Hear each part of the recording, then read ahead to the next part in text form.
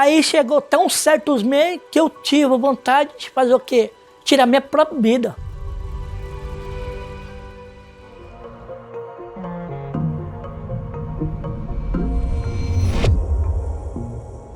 Como será que foi essa referência? Que conselhos, que orientações ele teve? Como que isso foi construindo a personalidade dele? E a questão de agressão física, agressão por palavras, tudo isso vai tendo uma formação nos conteúdos internos da pessoa. A infância para mim não foi uma infância boa. Foi uma infância para mim ruim. Não tive estudo, entendeu? Comecei muito cedo pegando no serviço com meu pai. O meu pai estava a cirurgia de derrame. Assim, que bebia muito, entendeu? Nós passamos fome, necessidade, entendeu? Nós passamos, um dia nós comíamos, outro dia nós não comíamos, entendeu? E nós chegamos nós viemos de uma casa muito pobre, né? Entendeu? Tirou cedo da escola, não sei o que é um estudo. Tem sua primeira série de estudo, entendeu? Porque meus pais não podiam me dar o estudo para mim, entendeu? Minha mãe arrumou um padrasto, entendeu?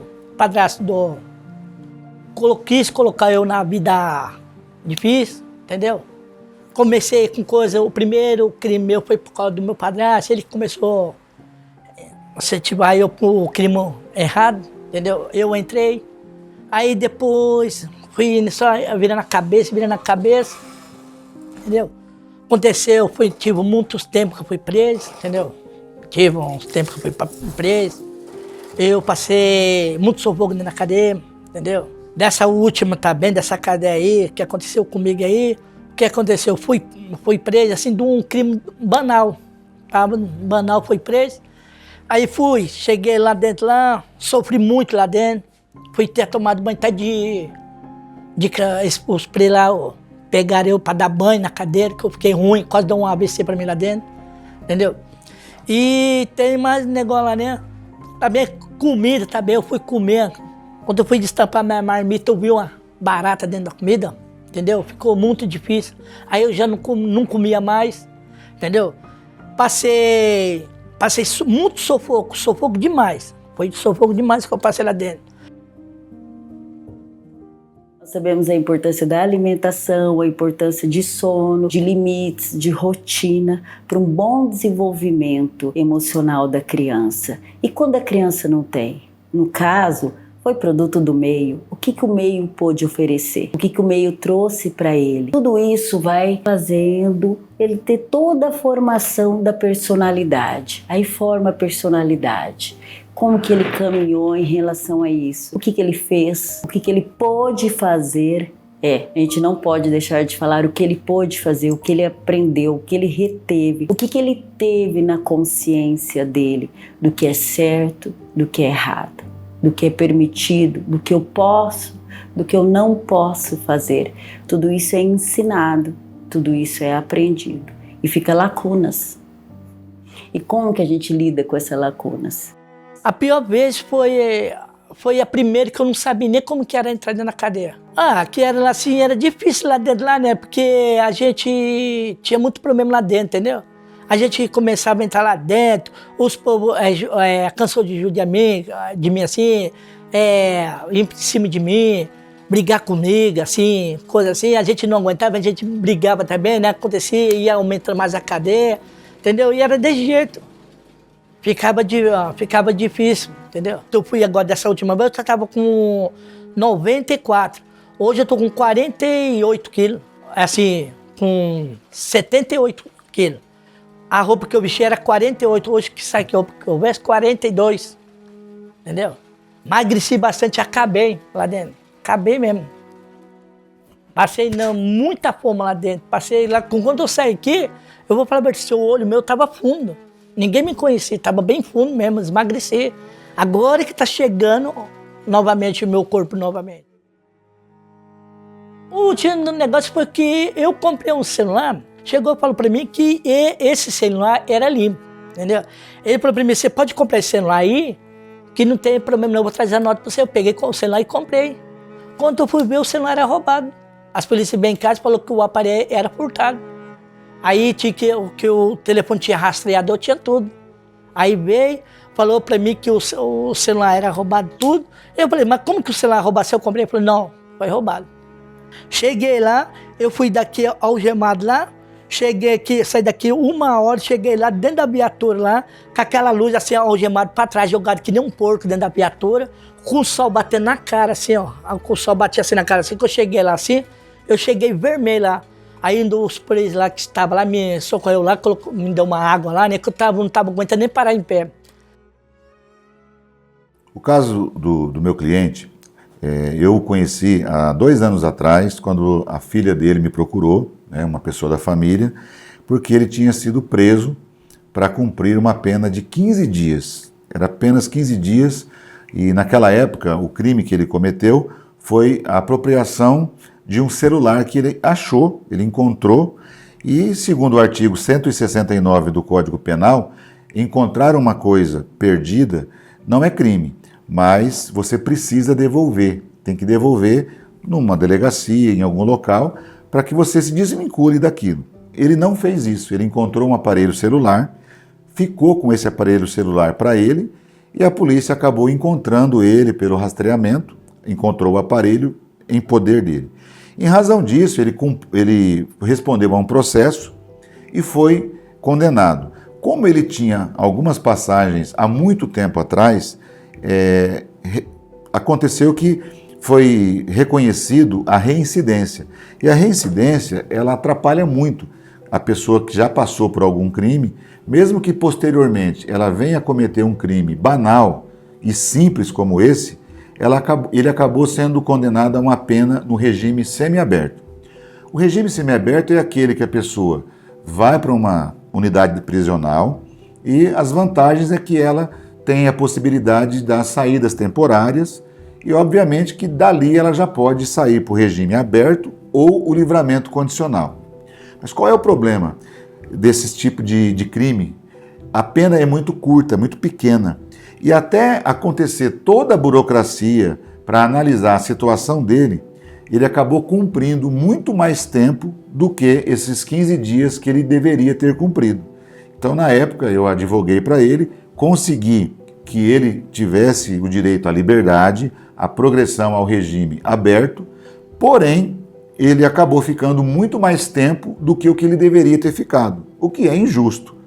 É injusto. Do ponto de vista jurídico, ele deveria ter cumprido a pena os 15 dias, mas naquela oportunidade ele acabou cumprindo quase 1 mês de prisão no regime semiaberto. Depois, ele já tinha, na mesma época, um outro processo que estava em andamento. E quando ele saiu, eu alertei a família dele, falei para a filha e falei para ele mesmo, falei, olha, o senhor tem um outro processo de uma receptação de um celular muito parecido, só que dessa vez ele havia comprado, ele adquiriu esse aparelho celular, pagou um valor bem menor, metade do preço, e depois a polícia rastreou o celular novamente, e aí ele acabou sendo processado e condenado novamente a pagar uma pena no regime semiaberto. Porém, nessa segunda oportunidade, foi um pouco mais grave a situação. Por quê? Porque o mandado de prisão para ele no semiaberto saiu justamente no mês de dezembro. Ele foi preso no dia 8 de dezembro de 2023. E logo em seguida, no dia 20, vem o recesso forense, ou seja, o fórum fecha. E aí ele foi transferido para o regime semiaberto e nesse período a família não tinha como regularizar os seus documentos para que ele pudesse receber visitas e receber também o SEDEX. Por quê? Porque o sentenciado, quando ele está cumprindo pena, ele só recebe correspondência, visitas e SEDEX com bolacha, produtos de higiene, se houver alguém cadastrado no nome dele, que tenha que apresentar uma série de documentos, inclusive essa pessoa não pode ter antecedentes criminais. Então não houve tempo hábil para que a família regularizasse essa documentação. Ficou impossibilitado de receber produtos de higiene, de receber visitas e também ficou impossibilitado de receber qualquer tipo de ajuda, de carta, de correspondência, e ele ficou isolado da família justamente no período de Natal e de Ano Novo. E aí, quando uma pessoa fica numa situação como essa, há um constrangimento muito grande, porque ele depende muito, tanto de receber os produtos de higiene da própria penitenciária, que às vezes demora para chegar. Eles têm direito, isso não é inegável, eles têm direito a receber esses produtos, porém, eles não usam esses produtos porque, além de ser produtos de má qualidade, eles também não têm uma quantidade. Eles recebem lá o necessário para tomar um banho por dia, mas às vezes eles tomam 2, 3 banhos por dia, porque é muito quente, é muito calor, e aí eles precisam de receber esses produtos de higiene da família. E quando ele não recebe, ele tem que ficar pedindo emprestado dos demais colegas de cela, os presos que estão na cela. E isso é muito constrangedor, porque eles não gostam. Porque um sabonete, uma pasta de dente, um pacote de bolacha, um papel higiênico, dentro de uma cela, ele tem um valor pecuniário. Então, às vezes, a pessoa troca um sabonete por 2 pastas. Às vezes, ele troca um pacote de bolacha por 3 sabonetes. Então, lá dentro tem um escambo que eles trocam esses produtos. Só que quando a pessoa não recebe produto de fora, ela fica na dependência única e exclusiva de ficar recebendo esses produtos de higiene, ou às vezes uma bolacha, alguma coisa diferente para ele comer, e ele fica dependendo dos colegas. E isso é muito constrangedor, e as pessoas muitas vezes negam, e ele fica sem receber nada de produto de alimento e nem produto de higiene pessoal. Não tive visita por causa dos documentos, né? Não tinha como caminhar. Aí chegava lá, os povos falavam, não, é pouquinha cadeia, né? Não sei o que ela falava. Eu não sentia a falta de nada, é só a visita, que eu queria dar um abraço na minha família, um abraço na minha filha, que eu não tive esse jeito, abraçar uma filha, receber alguma coisa de higiene, que eu não tive, precisei tomar banho com o sabão da casa, com os preparos da casa lá. Eu não tive nem nada, os remédios, se faltasse alguma coisa, tinha que ser só lá mesmo. Não tinha visita para mim entrar em comunicação. Passei esse tempo todinho lá dentro, não sobrou. Então, isso daí que entrava mais na minha cabeça. Aí vinha uma coisa mais forte na minha cabeça, de eu fazer, por causa desse negócio aí. Mas você ficar num lugar sem visita, sem nada, é a mesma coisa que você estar morto. Aí até que nessa hora aí que chegou aí, que eles falaram para mim assim, mas por que você não tem visita? Ô, filho, vai atrás da sua visita, não vai dar mais nada para você não, se vira. A gente pedia para os povos lá, quase 3 mil pessoas lá, era difícil para os povos lá também. Conseguir manter 3 mil pessoas, que todo mundo que ia lá na gaiola dava um sabonete, não tinha como. Então, às vezes, nem lá também não tinha. Aí, aqui que a gente passava necessidade lá dentro. Passei muito. Passei de tudo, porque aí eu fiquei só em água e pão. Eu passei água e pão. Não tive o jeito de comer. Depois que eu vi aquele negócio na comida lá, eu já não comia mais a comida. A comida, já comecei com nojo da comida, já não descia mais a comida. Aí fui ficando fraco. Se eu ficasse mais um mês lá, eu ia morrer mesmo pela o jeito, a tratação minha que estava. Porque eu vou falar a verdade, dava tudo, não estava, eu estava mais de cama do que eu andando. Aí foi indo, fraco. Se desse um pão, eu caía. Estava muito fraco. No caso de 2 delitos, de comprar um objeto por um valor irrisório do valor mesmo do objeto, e achar um objeto e não devolver. Por que será que acontece isso? Será que uma pessoa que teve uma outra estrutura funcional agiria da mesma maneira? Poderia agir, mas e essa pessoa que carrega toda essa situação, toda essa dificuldade, essa complexidade em faltas, em conteúdos internos formados de acordo com situações inadequadas, ele já é colocado nessa situação. Quer dizer, teve insight? E a parte cognitiva, lembra que eu falei tudo que ele vivenciou? E as verdades dentro dele? Você ficar em situações que aquilo acaba sendo comum, o que inadequado, o que proibido acaba sendo comum, vai refletir de alguma maneira. Então, eu compro um objeto por um valor bem menor do que o valor real e acho normal. Pode acontecer isso? Pode, como aconteceu, sim. Devido todo tudo o que ele vivenciou já compromete a parte cognitiva, lembra que eu falei? E a questão também é de achar um objeto, e um objeto de valor, como que é isso? E eu vou ficar com o objeto? Também, né? Na verdade dele, nas crenças dele, que ele criou, na formação dele, isso pode acontecer, sim. Do nada, desceu um mandado de prisão, fui pra cadeia.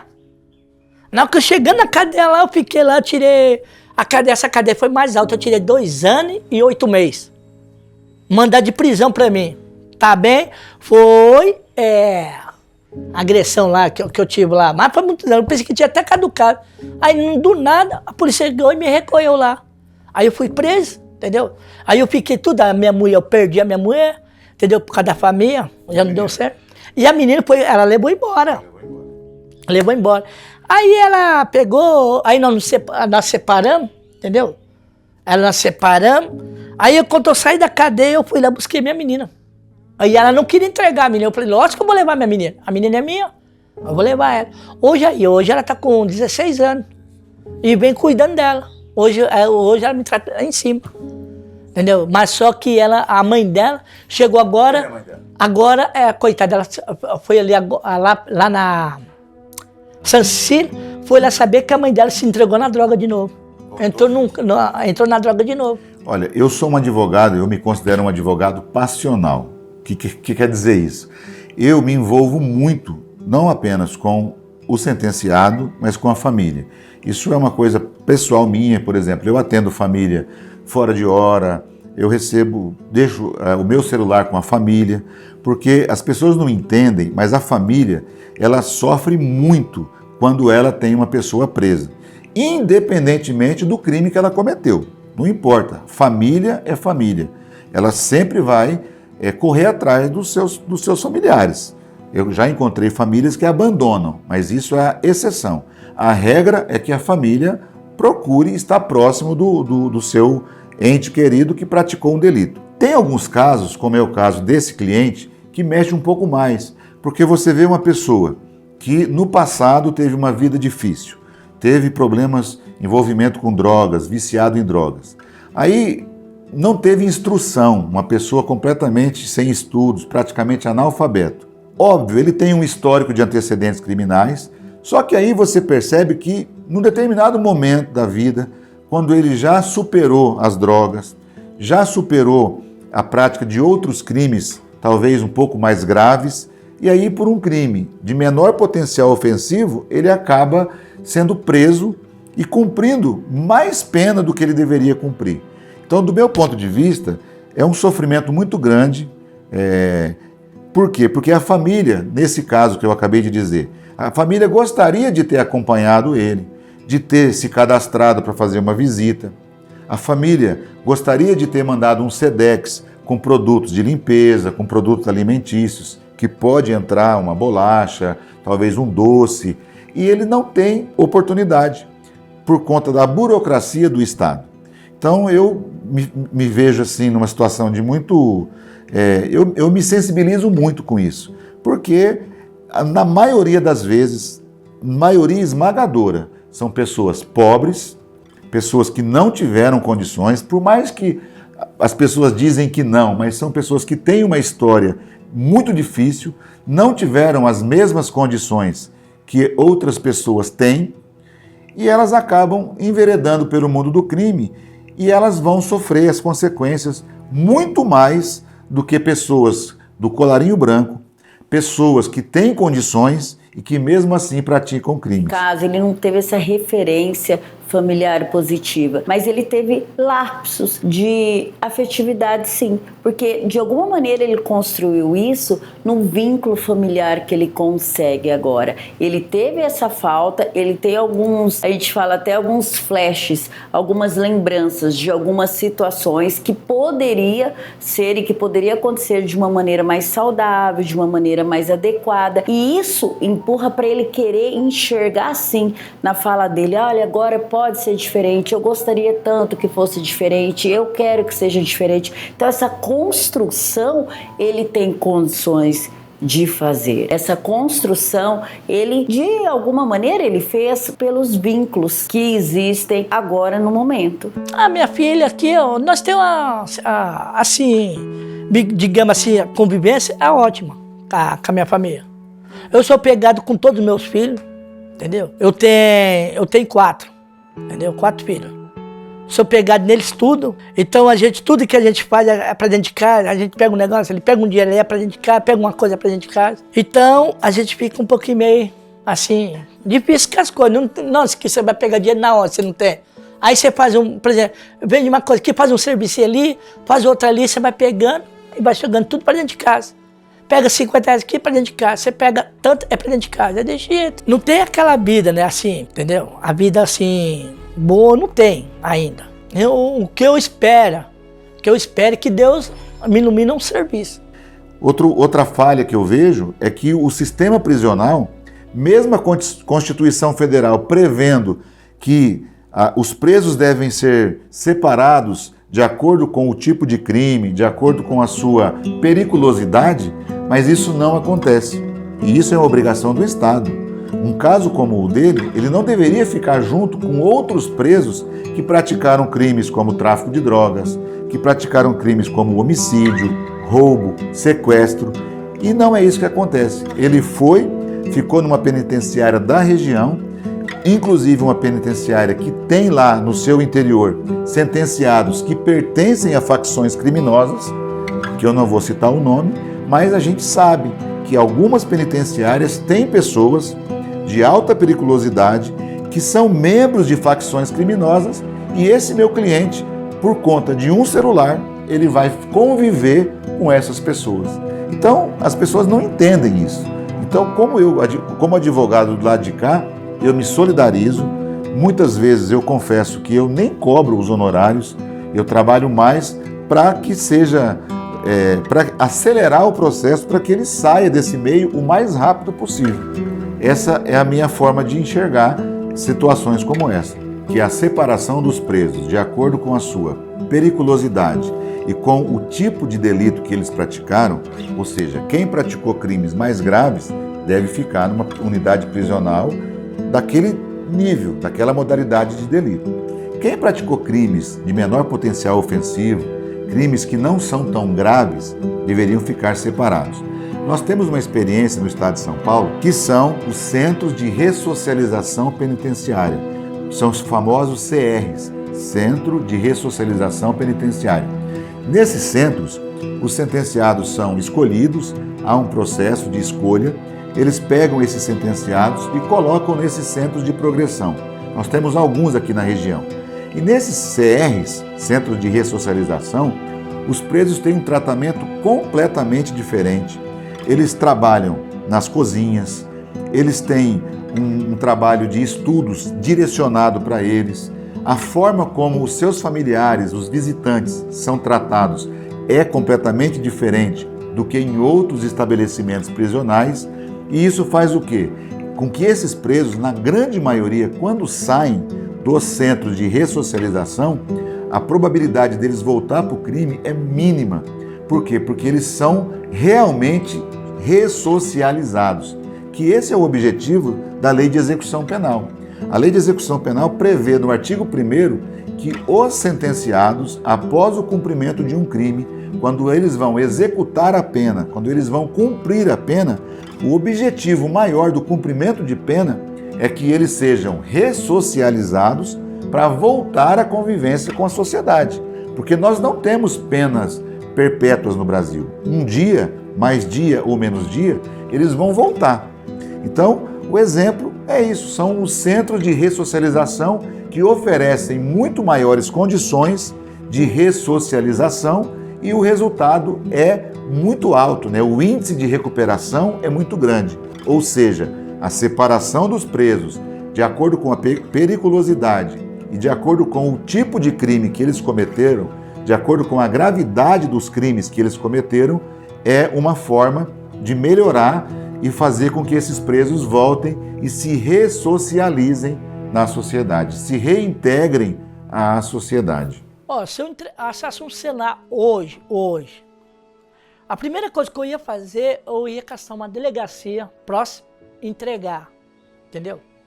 Por causa do porque o sofrimento que eu passei. Eu entregava para a pessoa. Porque um celular, se eu achasse hoje, não ia ser vontade de eu ficar comigo. Por quê? Porque ele não pertence a eu, pertence ao dono. Hoje, para me comprar, eu passei um telefone, até assim, tipo assim, um telefone sem nota, mas se eu for comprar um telefone hoje, eu procuro a justiça, entendeu? Eu passo a saber se tem problema de furto, se é limpeza do celular, porque lá eles têm um código lá que eles sabem. Eu passava lá primeiro, que já eles veio um telefone para mim aí comprar, mas só que a mulher estava sem a nota dele. Eu falei, pô, até comprei esse celular da senhora, mas só que tem um negócio, eu levo lá na delegacia e olho se não tem problema de furto. Se o povo lá falar que não tem problema de furto, aí eu compro da senhora, mas caso contrário, não. E eu não compro mais nada barato, só compro coisa se for o preço normal. Com todas as dificuldades apresentadas, o que a pessoa precisa? Ela precisa se sentir acolhida, ela precisa sentir que ela tem uma nova oportunidade, ela precisa enxergar isso, enxergar quando existe um possível trabalho, enxergar isso quando ela pode ir nos lugares e o olhares não está voltado para ela, enxergar isso quando as pessoas olham nos olhos e falam um nome, quando existe o respeito, quando ela tem voz em outros lugares, porque ela é uma pessoa, um cidadão que está apto, sim, estar aqui no nosso meio. E ela precisa sentir este acolhimento. Eu vou acolher, você vai acolher. E isso vai, sim, ter a possibilidade de uma transformação. Uma transformação. E é isso e é tudo isso. E nós precisamos mudar este olhar. Nós precisamos acreditar. Como que eu vou acreditar no ser humano? Como eu acredito em mim? Eu tenho as minhas fraquezas, eu tenho as minhas dificuldades, eu tenho meus erros. E ele também pode ter. E nós precisamos, sim, dar a chance para uma nova história.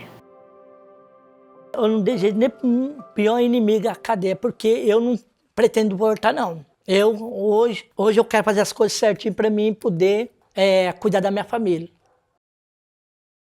De acordo com a Diretoria de Inteligência Penitenciária para a Secretaria Nacional de Políticas Penais, no segundo semestre de 2023, eram 344.649 pessoas encarceradas sob regime fechado, entre homens e mulheres, em todo o Brasil. Entre esse número, em relação ao mesmo período, 17.294 foram detidos e presos por receptação, entre homens e mulheres. Abre aspas. O que se vê nas prisões é um acúmulo de pessoas com perfis muito diferenciados, desde o ladrão de um shampoo no supermercado até o assaltante de banco. Essa convivência lá dentro faz com que haja resistência. Fala do psicólogo Mário Ângelo Silva para a Agência Senado. Antes mesmo de podermos classificar o que é ser, ele já existia.